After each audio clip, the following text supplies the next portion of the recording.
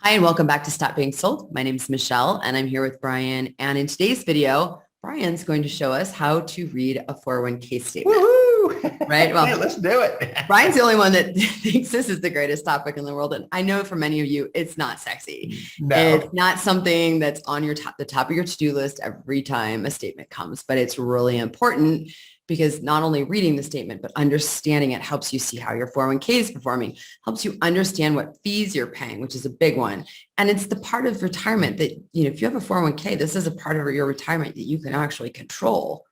Probably the only part that you can Right. control, right? IRAs, yeah, your own personal retirement accounts. Yes, and it's the biggest for most people. So, Michelle, my 24 years as a financial advisor, this is the one thing that I do encourage 401k investors to do for the reasons you just mentioned, but very few people do it. Yeah. Okay. When I actually open up the statement, you'll see once you get to the one section, people look at that, did I make money or lose money, and then toss it in the drawer or toss it away, right? So look, we don't know what's going to happen with Social Security. And for those saving in their 401ks, it may be the biggest asset that you ever have as you walk into retirement. So, and I will say, clients of mine who are actively engaged with their 401ks are staying in what's working and out of what's not on a quarterly basis. Yeah. Now, that isn't financial advice, but doesn't it just make sense to do this? Yeah. If you can maximize your returns, why wouldn't you? Again, I always say this in these videos. It's not what you earn, it's what you keep. What you keep. Yeah. I mean, it is what you earn, but also it's but it's really what you keep. We want both. We're greedy. We'll take it all. I'll just take it all. All right. So Brian, let's dive in. Do you want to pull up your screen and let's walk us through an example? And thank you. Okay. So while he's doing that, if you like the content of this video, hit that like button and don't forget to subscribe so you never miss another video from us on how to stop being a transaction and instead become an informed consumer. So you keep more of what you make. Here we go. All right, can you Brian, see the Southwest Airlines 401k plan statement? Yes, I can. The floor is yours. Awesome. Okay. So let's take a look at this, folks. This is what a traditional statement looks like. And not financial advice, not giving advice on Southwest Airlines, but here is what theirs looks like. All the information has been removed from the statement, so you'll never know who the person is. So we'll use this as our example statement today, and it's a current one. So it's showing at the end of the last quarter, so January 1st of this year to the March 31st. So it is a current one. So you always want to look for when you're finding your statements. And here's a piece of advice for you. If you're looking to do a mortgage or someone's requesting to see what your assets are, this is what they're going to ask for. Statements are 3 months out or within 12 months because most mortgage companies won't be able to use that. So it's just some advice as a tip in there, and we'll go over the actual statement today. So if you look here, Michelle, in the center of this, they have, look, here's an 855 number. You can call them. You can ask for help. Remember when I said earlier, Michelle, first thing we always do is open up our statement and we look for at the balance. What's my account balance? Did I make money or did I lose money? And then you stop, right? Well, today we're going to go past that section, okay? So you're going to see me highlight each one of these sections as we go through them. There was this statement's current account balance as of 3/31. On the right-hand side here, it's got where can we go for help? You got questions? Pick up the phone and call and see. You don't know what your match is. You don't know what's going on with your account. Call this number. So now let's go to this section, Michelle. How has my account changed? Now, this is going to show what your balance was at the end of last quarter, so December 31st, and then balance of March 31st. So what you look for, like 57,000, what was in the account, your payroll contributions of $2,762. And this is for this information is specifically what we're looking at right now, not the total, is specifically for this first quarter 2022. Yes. Okay. This is for that time frame from December 31st right here to March 31st. And this is how you'll see it on the majority of any type of statement out there. They'll show how has your account changed since the last statement. Remember that. So you got your payroll contributions, your change in value. Whoops, I see a negative there. Do you see a negative, Michelle? Negative 3,000. And then it shows some expenses, -1 in expenses. What did it do? Pay you to keep the account? That's might be just a mistake there. But so you started with 57,758 and 63 cents, but your balance at the end of the quarter was 56, and you're thinking, oh my gosh, I put in $2,700, but I lost $3,600, right? And that's how people look at their statements, Michelle. And that's a problem to think of it that way. To me, I look at, yes, the market moves up, the market moves down. But the thing is, your dollar cost averaging into the market. And unless you're retiring in like 2 months or a day, you've got time for that to correct, right? Okay. And then you also, Michelle, you'll see on here a vested balance. We talk about vesting schedules and how much of the account is yours. Well, if you look at this one here, we're at the dollar amount is the same as the balance at the end of the quarter. So what does that mean? You're 100% vested. If you left your job today, you could take it with you and run. Sure. It's yours. Now, let's go over and look at the next section, Michelle. Employer section. Well, here's the balance that the employer had put in. So this is the employer match. Pretty exciting, ain't it? So, and then here's your payroll contributions. So it's almost 100% is what the contributions were for the quarter. And well, guess what? Your value was almost 100% the same loss for the quarter because the market was down, right? And same thing, the vesting balance and all that. And then they give you their grand total between you and your employer for the and how much you're vested. Right. Yeah. So, and then, so yes, we did come down a little bit from this quarter, but that was from all the gains that we had last year. People were selling at the beginning of the year this year. So, okay. But there we are. There's where people usually stop, Michelle. That's page 1. Usually they'll never go past page 1. So let's go into page 2 because this is the important part. How will all my future contributions be invested? Now, we've talked about understanding where your money is and being in what's working and out of what's not. Well, with the management of this account, Michelle, the recommendations for this quarter was to be in these 3 items. Okay. Now, let me ask you, do you see a target date fund there? No. No, we see capital appreciation, a Vanguard S&P 500 index fund, and then a Dodge and Cost stock fund. There's where the recommendations were from a professionally managed account during this quarter.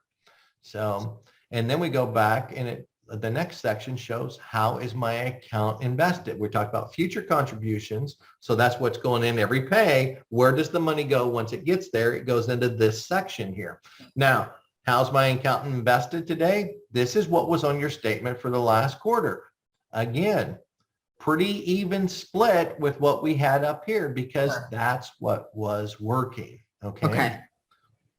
Now, you'll scroll down below a little bit and it'll show you exactly how much was put into each one of these, what your beginning balance was, Michelle, any deposits you made during the quarter, and the change in investment value during that quarter. It'll also show if you transferred money out, if you withdrew money, if there's any expenses, and then what the ending balance was. And they do them in ending units as shares. How many shares of that company did you have at the end of that quarter? So, so that's how you read the section of how your account is invested and how your it will be in the future. How it will be. You're exactly right. Now, if you had a professional manager that was setting up this account for you, Michelle, each quarter there would be recommendations of when to change these. And so you'd see different stuff going in for the next quarter. So that's with professional management. Let's go to page 3. And page 3 is how is my account being funded? Okay. So this, Michelle, is where we figure out how much your employer's matching. Right. This is huge. How are you putting money into the account? You see this, the first thing we see on the left-hand side, Michelle, is before tax. This is the pre-tax contributions that we talk about all the time, to where you get a tax break at the end of the year. So your beginning balance was this, your deposits was 2762, and there was the change in value, right? Right. But look right below the before tax contributions. Company Here's match. the company match. And it was almost exactly how much you put in as far as the deposits, right? So the company match at Southwest Airlines is 9.5%. Mm-hmm. So if you put 9.5% in, they're putting 9.5% in. That's why you see almost 100% return, right? Right. So, and it also shows your vesting percentage over here at 100%. So let's say you were only vested 40%. I mean, it would just list it right there. You're exactly right. Exactly. It would show So what you your know how vesting much of it, period if you was. left your job today, you could take with you. You're exactly right. And it would show at the far right side what your vested balance was. This person could walk away with literally all their account today. So, okay. Okay. The next section, Michelle, is very important, and you don't see this on a lot of statements. So who are your beneficiaries? How often have we talked about on this channel about making sure your beneficiaries are up to date? Yeah. Look, if you're looking at your statement, following along with us, and you don't see anything like this on here, and there's no beneficiaries listed on your account, you know, go back to page 1 and hit that section where it says contact us today. Okay, this is that important. God forbid something happens to you on the way to work or the way home from work, whatever it may be, and you pass away. You need to make sure that your beneficiaries are up to date, so this money will pass to your heirs without being held up. Okay, and like here's this one here, we have primaries and contingent set up. So this person is, their spouse is 100% primary. And the contingent is the child. That means if the primary passes away, the spouse passes away, everything goes to the child. And it's important to note, just there's no name here because we've taken out important information. Yes, yes. This is the sample statement. This is what you would see if you had a Southwest Airlines 401k statement. This is how you actually read it. But like I said, this section is that important that if you don't see anything and you work at Southwest and there's nothing on your statement. Or you work anywhere and you see, it doesn't matter if you're at Southwest. It can be anywhere. Yeah. You don't see this on your statement, make the phone call. Make that phone call today. Get that fixed today. Make sure your beneficiaries are up to date. How many times in my 24-year career as a financial advisor that we have seen 401ks where a husband and wife get divorced and, oh, I forgot about changing that beneficiary, and all of a sudden something happens to you and you pass away and your money goes to your ex. Yeah. Or you get remarried and the new spouse says, wait a second, am I your beneficiary? Yeah, exactly. You change it. You better change it. So very important. Go back to that section. Sorry I spent so much time on it, but it's that important for estate planning. So next section, Michelle, in the statement is what activity took place during this period. Okay. It'll show your deposits, it'll show your contributions, and it'll show the dollar amount that was invested into all these different items. And every time you made a contribution, it will show it and what was purchased with it during that period. Okay. So, pretty cool. Miscellaneous, it'll show you expenses. Michelle talked about this earlier in the video, talking about your expenses, seeing what you pay. Now, you really don't see a lot on here. This is -1 cent for this Dodge and Cox stock fund, but we'll get to another section. Take a look at this, Michelle. You may see in this section any dividends and capital gains that were paid out during the period also. So the total of dividends and capital gains paid out on March 28th, so at the end of this quarter, was $262.42. That you're making on those investments, yeah. Exactly. Not only do we see appreciation in the account, if the account is up, you also see your long-term, short-term capital gains and dividends that are paid into this portfolio. So this is the long-term effect of investing over the long haul. Yeah. So that was page 3, and there you go. The rest, you'll probably see their last page would be like a privacy statement talking about, what the company has to disclose. If you look on this one, page 4 is just all the different disclosures that they have to put at the end of the statement. So. Right. So Brian, I have a real quick question. Go back up to page 3 at the bottom of it, if you could. Page 3 at the bottom. Yeah. So we're looking at an example, Southwest Airlines. All right there. Okay. So it says expenses, miscellaneous payment, whatever, that -1. This is where you would find your fees typically, if there are more fees.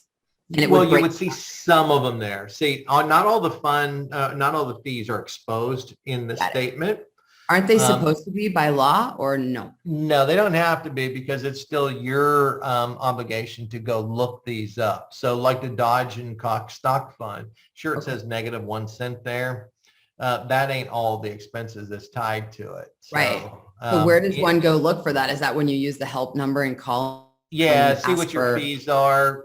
Usually if you go online, it will show what your breakdown of your allocations that you're allowed to invest in. And then it also show what your expense ratio is. This statement's a little bit different because this one doesn't show all that. Some statements do show that. So for just a small traditional example of a 401k statement, this is the majority of what you would see. So. Okay. And when you said go online to look, you mean in your portal that the company has set up for the 401k? Okay. Yeah. So if you have a portal that you log into, like Southwest has a portal for your employees to log into, Fidelity has portals for you to log into, go online and look at it, and it'll say investment options. Like over here, here's your investment options. Okay. But you'll have a whole section inside your online account that will actually tell you exactly what the fees are, what the performance has been of that during the quarter, and if you're doing good, if you're not doing good, and what your total expenses are. So perfect. All right. Anything else we should know? Read your statement. Yeah. Open it. Step 1. Open it. You see all the information that is on the statement that is important to your wealth planning process. What we'll do here in the future was we'll pull up a investment option menu for like someone that's starting a 401k today, and go through the breakdown of an investment option menu and show you exactly how to read that, because right now you'd have to go online because a lot of them aren't on the statements. So. Sure. Okay. All right. Thank you so much, Brian. Appreciate this. This has been really helpful. So open the statements, read those statements. That's the advice. Get engaged. It's your money. I mean, just looking at that employer match, holy cow. They've got a really nice program, Michelle. Wow. That really benefits their employees. So it's exciting to see plans like that, and companies that actually take care of their employees. So exactly. All right. Thank you for this, Brian. Appreciate it. Thanks to everybody who watched. If you like this video, hit that like button. Don't forget to subscribe. And until next time. Thanks, everyone. Have a great day.